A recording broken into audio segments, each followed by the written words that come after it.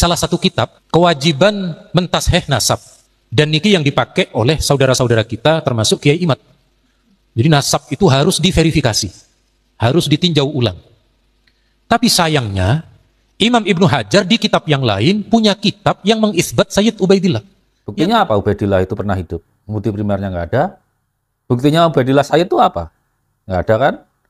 Jarak genetiknya misalnya dengan Raja Jordan, dengan Ayatullah Ali Khamenei, dengan siapa ya? Bani Tabatabai, Bani Toba-Toba, Bani Aroji, itu 48.500. Itu bukan percaya nggak percaya. Buktinya bisa diverifikasi atau tidak. Untuk Mas Ma'ruf Qasim, hati-hati kalau mendidik anak-anak. Ragukan diri sendiri. Kalau perlu kuliah lagi. Kalau sekarang dengan jawaban seperti itu, gelar sampean tuh MM, bukan magister manajemen, malas mikir namanya. Saya perhatikan dari jawaban Kiai Ma'ruf Qasim ini, apa yang dipertanyakan dengan apa yang beliau jawab itu tidak sesuai. Karena beliau justru terkesan melakukan penggiringan opini, seakan-akan kita dipaksa untuk taslim dan percaya begitu saja kepada keabsahan nasabnya Ba'alawi.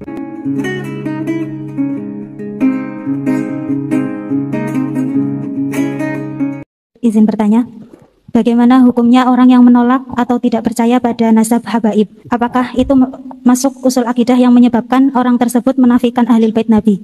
Matur suwun. Ada satu imam, Imam Ibnu Hajar Al-Haytami menulis di salah satu kitab kewajiban mentasheh nasab, dan niki yang dipakai oleh saudara-saudara kita termasuk Kiai Imad. Jadi nasab itu harus diverifikasi, harus ditinjau ulang. Tapi sayangnya Imam Ibnu Hajar di kitab yang lain punya kitab yang mengisbat Sayyid Ubaidillah.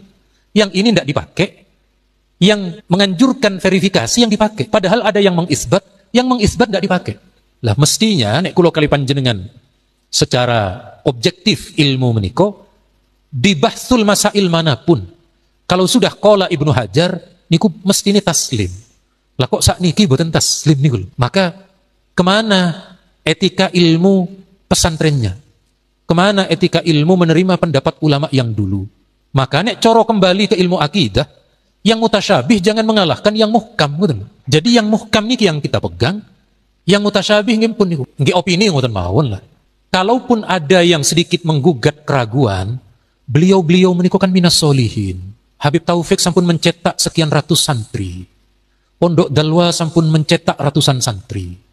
Pondok-pondok habaib yang lain, Habib Umar sampun ribuan tersebar. Mosok nggih pantes mengarahkan caci maki kepada beliau. Di mana muslim kita yang wajib untuk menjaga lisan niku di mana?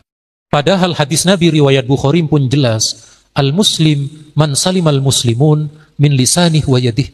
Hakikat muslim niku orang yang mampu menjaga mulutnya, tidak menyakiti muslim yang lain. Tidak nulis, niku hebatnya Nabi wa yadih. Menjaga tangan agar tidak nulis, tidak menghujat terhadap sesama muslim. Nopo malih niku ahli ibadah, ahli ilmu, yang kulo kali panjenengan belum tentu nilai ibadah perjuangannya seperti habaib-habaib ingkang sampun diakui kesolehannya menik. Hari ini saya mau menanggapi Kiai Haji Ma'ruf Qasim. Soalnya kalau menurut saya jawab itu ke anak SMA itu berbahaya. Anak SMA itu lagi senang-senangnya belajar, dikasih konsep ilmiah yang salah, konsep ilmu yang salah itu. Mungkin pondoknya Ma'ruf Qasim yang seperti itu, tapi itu jauh dengan konsep ilmu dengan yang diajarkan di kampus gitu. Jadi kita lihat dulu videonya ya teman-teman. Bagaimana hukumnya orang yang menolak atau tidak percaya pada nasab habaib? Apakah itu masuk usul akidah yang menyebabkan orang tersebut menafikan ahlul bait Nabi? Matur suwun. Ada satu imam, Imam Ibnu Hajar Al-Haytami menulis di salah satu kitab kewajiban mentasheh nasab, dan niki yang dipakai oleh saudara-saudara kita termasuk Kiai Imad. Jadi nasab itu harus diverifikasi, harus ditinjau ulang. Tapi sayangnya Imam Ibnu Hajar di kitab yang lain punya kitab yang mengisbat Sayyid Ubaidillah. Yang ini tidak dipakai, yang menganjurkan verifikasi yang dipakai. Padahal ada yang mengisbat tidak dipakai. Lah mestinya nek kula kali panjenengan secara objektif ilmu meniko di bahsul masail manapun, kalau sudah qala Ibnu Hajar niku mestine taslim. Lah kok sakniki boten taslim niku lho. Maka kemana etika ilmu pesantrennya? Kemana etika ilmu menerima pendapat ulama yang dulu? Makanya coro kembali ke ilmu akidah, yang mutasyabih jangan mengalahkan yang muhkam. Jadi yang muhkam ini yang kita pegang, yang mutasyabih ini pun ini opini ngoten mawon lah. Udah denger ya? Ini jawaban berbahaya ini. Masalah nasab itu bukan akidah. Nasab itu fenomena biologis dan historis. Jenengan ngawur bilang ke anak SMA urusan nasab kok disangkutkan ke akidah. Itu satu. Kedua, kalau mengutip Ibnu Hajar Al-Haytami ya pakai dua-duanya. Setiap nasab harus diverifikasi. Yang buku kedua, Ibnu Hajar Al-Haytami itu mengisbat nasab Sayyid Ubaidillah. Nah, harusnya sampai curiga itu. Ibnu Hajar Al-Haytami itu abad ke-10 Hijriah. Ubaidillah itu abad ke-4. Maka pengisbatan Ibnu Hajar Al-Haytami terhadap nasab Ubaidillah ya diverifikasi lagi, itu baru ilmiah. Itu namanya ilmu. Lalu sampai mengambil buku yang sudah mengisbat tapi mengabaikan buku pertama itu kan metode sebetulnya.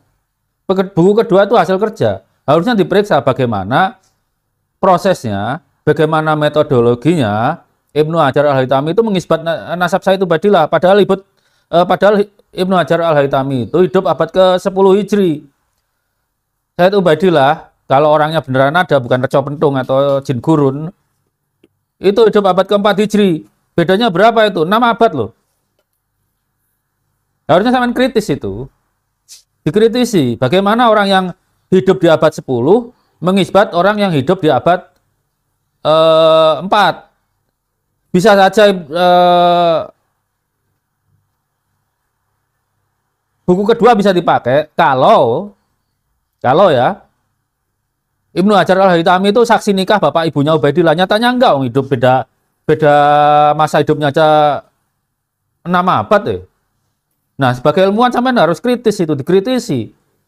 Wong buku pertama udah nyatakan harus diverifikasi, buku kedua malah mengisbat. Ya buku pertama dipakai memverifikasi buku kedua. Bener nggak prosesnya? Itu baru ilmiah. Karena ilmu apa sih? Masa nggak ngerti ilmu? Ini saya tunjukkan aja nih. Itu loh ilmu. Science is systematic enterprise that builds and organize knowledge in the form of testable explanation and prediction about the universe. Nasab ini perkara sains loh. Ilmu sejarah dan ilmu biologi. Ilmu sejarah kalau memahami event sejarah itu juga pakai pendekatan sistematik tetap. Tapi kalau memastikan nasab seorang, ya itu pakai ilmu pasti. Kan nasabnya nyambung atau enggak kan gitu. Bukan lagi memahami itu. Kalau memahami potensinya banyak, bisa H1, H2, itu banyak. Tapi kalau memastikan orang, ya adanya H1 dan H0. Apakah Ubaidillah itu Husaini atau Ubaidillah itu bukan Husaini gitu.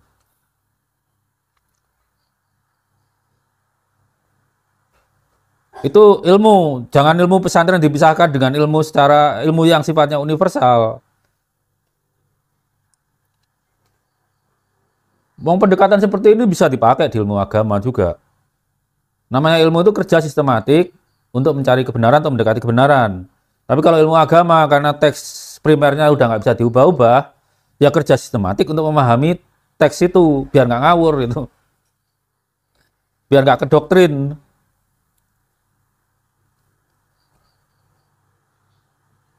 Jadi di sini itu udah salah berpikir kayak Ma'ruf Qasim itu. Karena mentang-mentang nama besar Ibnu Hajar Al-Haytami terus dipastikan benar. Ya kritisi. Karena apa? Yang lebih tua dari Ibnu Hajar Al-Haytami sudah mewasiatkan seperti itu dan itu diadopsi di dunia. Siapa? Hasan Al-Haytham. Nih, tolong dibaca baik-baik ini. Kalau kita menerima kitab, buku, penelitian dari masa lalu, itu jangan diterima mentah-mentah. Buku itu jadikan musuh kita, kritisi semuanya. Kalau nasab itu kan fenomena historis dan biologis. Ya kritisi dengan ilmu sejarah dan ilmu biologi gitu loh. Jangan dari Ibnu Hajar al-Haytami langsung diterima. Itu bukan ilmiah namanya, doktrin itu. Ini persoalan abad 21. Ya pakai standar ilmu abad 21. Jangan pakai standar ilmu abad ke-10 Hijri. Aman kan hidup abad 21, pakai Facebook, pakai YouTube. Yang diprogram dengan bahasa pemrograman. Bahasa pemrograman itu kan formal science. Sama dengan mantik. Mantik itu sebetulnya formal science. Cuma mantiknya orang Islam mandek di kitab kuning. Mantiknya orang barat berkembang terus. Ya akhirnya kita kalah. Karena ulamanya seperti sampean itu.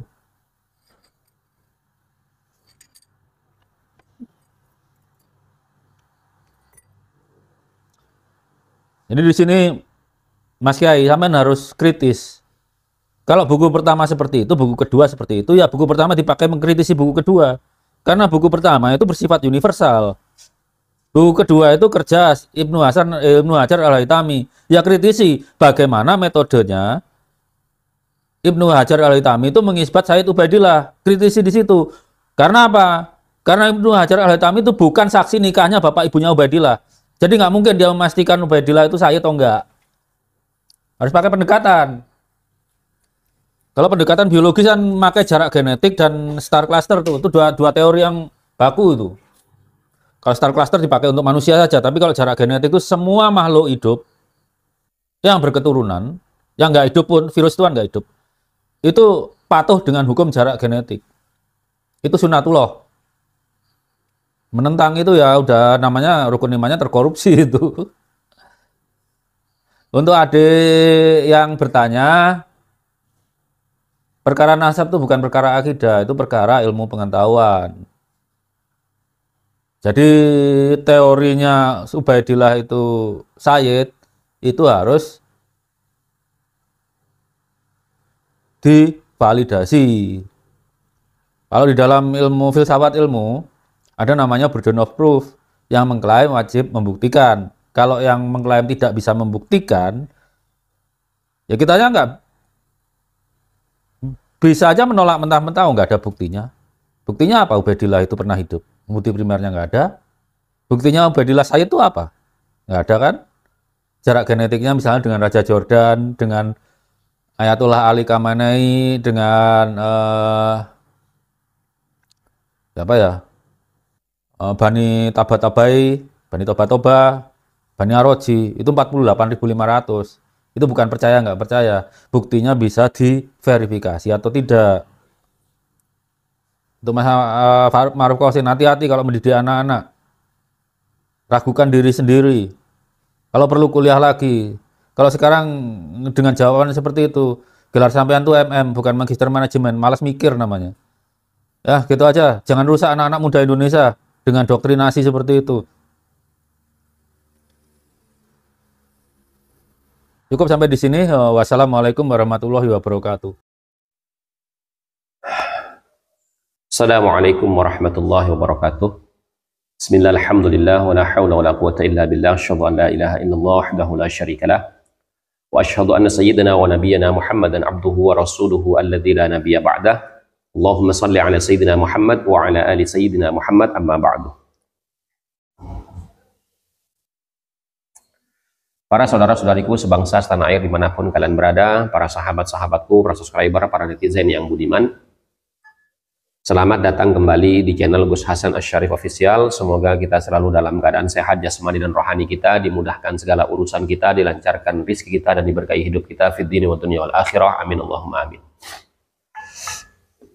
Pada kesempatan video kali ini teman-teman, saya ingin menanggapi video dari Kiai Ma'ruf Qasim, di mana beliau itu mendapat sebuah pertanyaan dari salah seorang santriwati yang bertanya bagaimana pengaruhnya terhadap akidah orang yang tidak percaya kepada keabsahan nasabnya Ba'alawi. Akan tetapi yang saya perhatikan dari jawaban Kiai Ma'ruf Qasim ini, apa yang dipertanyakan dengan apa yang beliau jawab itu tidak sesuai. Karena beliau justru terkesan melakukan penggiringan opini, seakan-akan kita dipaksa untuk taslim dan percaya begitu saja kepada keabsahan nasabnya Ba'alawi, di mana beliau mengatakan bahwasanya Kiai Imaduddin Utsman Al-Bantani itu mengikuti fatwa daripada Ibnu Hajar Al-Haytami di dalam kitab As-Sawa'iqul Muhriqah, halaman juz 2 ya, juz 2 halaman 537, yang berisi tentang wajibnya kita memverifikasi ulang catatan silsilah nasab yang bersambung kepada Kanjeng Nabi Muhammad SAW.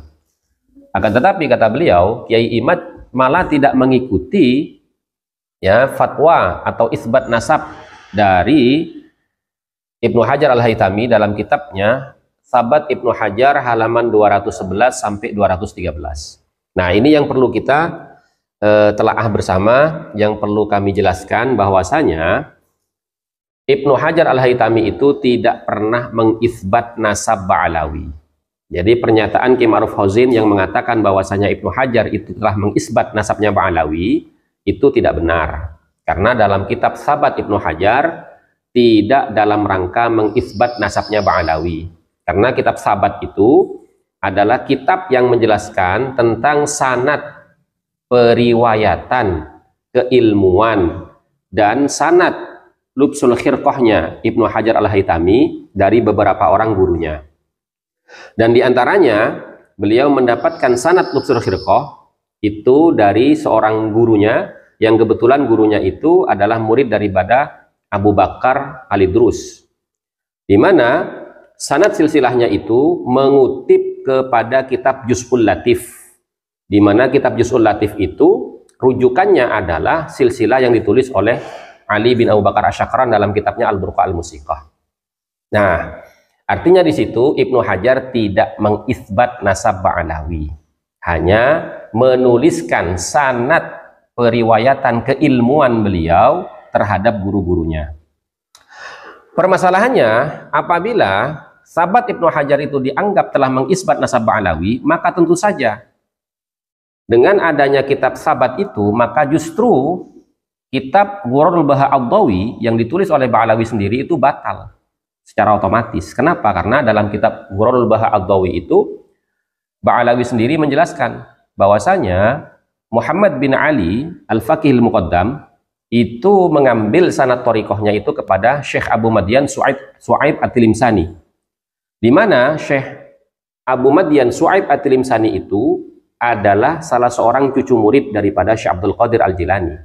Artinya sanad lubsul khirqahnya Ibnu Hajar itu tidak turun-temurun dari leluhurnya Ba'alawi, tapi berhenti kepada Muhammad bin Ali Al-Faqih Al-Muqaddam yang kemudian mengambil sanad dari orang di luar Ba'alawi yang bernama Syekh Abu Madyan Su'aib At-Tilimsani, yang mana beliau ini adalah salah satu cucu murid daripada Syekh Abdul Qadir Al-Jilani. Begitu teman-teman.